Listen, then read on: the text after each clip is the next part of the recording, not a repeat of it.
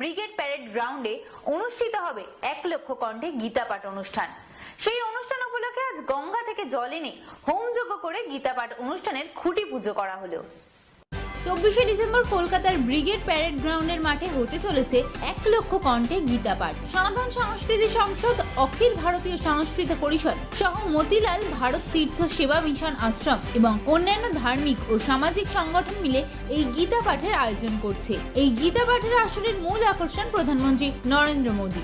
আজ গঙ্গা থেকে জল এনে হোমযজ্ঞ করে খুঁটি পুজোর মাধ্যমে সূচনা করা হয় গীতা পাঠের অনুষ্ঠানের।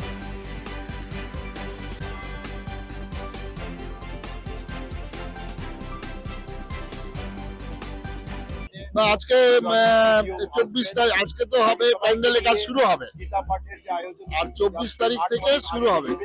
24